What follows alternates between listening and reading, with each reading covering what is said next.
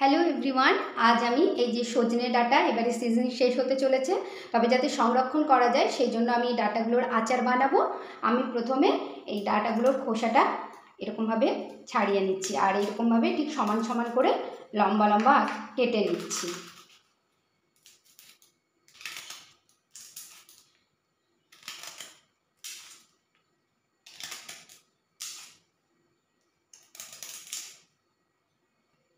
সব ডাঁটাগুলোরই এরকমভাবে কেটে নিলাম।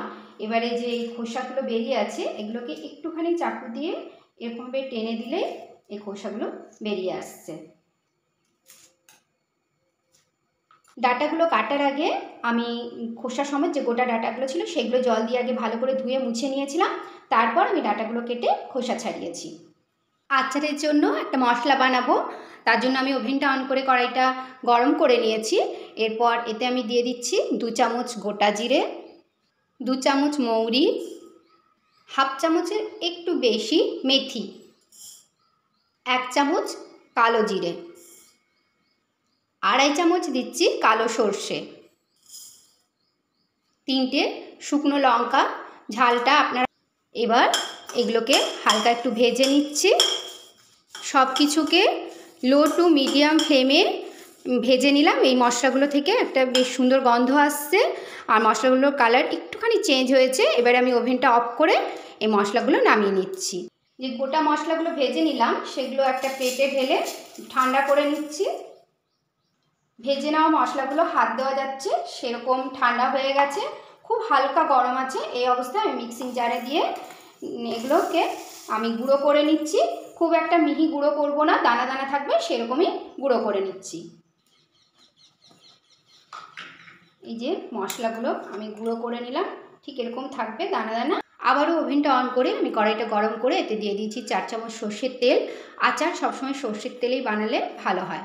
তেলটা গরম হয়ে গেছে, আমি এতে দিয়ে দিচ্ছি 1 চামচ 5 ফোড়ন, 2টো শুকনো লঙ্কা, সব ডাঁটাগুলো দিয়ে দিলাম। দিচ্ছি 1 চামচ ভর্তি ভর্তি লবণ, হাফ চামচের একটু বেশি হলুদ গুঁড়ো, দিচ্ছি 2 পিঞ্চ মতো হিং। এই ডাঁটাগুলোকে খুব ভালো করে ভেজে নিতে হবে। ওভেনের ফ্লেমটাকে মিডিয়াম টু হাই করে আমি ডাঁটাগুলোকে লাল লাল হয়ে যাওয়া পর্যন্ত ভেজে নিচ্ছি। ডাঁটাগুলোকে ভাজছি, এগুলো খুব সুন্দর ভাজা হয়ে এসছে, হলুদের কাঁচা গন্ধ চলে গেছে। এই সময় আমি দিয়ে দিচ্ছি হাফ চামচের একটু কম বিট লবণ, দিচ্ছি 1 চামচ চাট মশলা। চাট মশলার পরিবর্তে এখানে আমচুর পাউডারও দেওয়া যেতে পারে। 1.5 চামচের মতো জোয়ান নিয়েছি, জোয়ানগুলো এরকম হাতে একটু ঘষে দিচ্ছি, এতে ফ্লেভারটা ভালো মতো পাওয়া যায়। তারপর এর মধ্যে দিয়ে দিচ্ছি। সব কিছুকে আরও ভালো করে নাড়াচাড়া করে দিচ্ছি। মিডিয়াম টু হাই ফ্লেমে ডাঁটাগুলোকে সব কিছুর সঙ্গে খুব ভালো মতো ভেজে নিয়েছি। এর কালারটাও একটু লাল লাল হয়ে এসছে ডাঁটার, আর মশলারও খুব সুন্দর, যে মশলাগুলো দিয়েছে একটা গন্ধ আসছে। আমি যে মশলাটা ভেজে গুঁড়ো করে নিয়েছিলাম সেই ভাজা মশলাটা এর মধ্যে দিয়ে দিচ্ছি। লো ফ্লেমে এই মশলাটাকে আমি মিশিয়ে নিচ্ছি ভালো করে। ভাজা মশলাটা অ্যাড করার পর আমি কিছুক্ষণ নাড়াচাড়া করে ওভেনটা অফ করে দিলাম।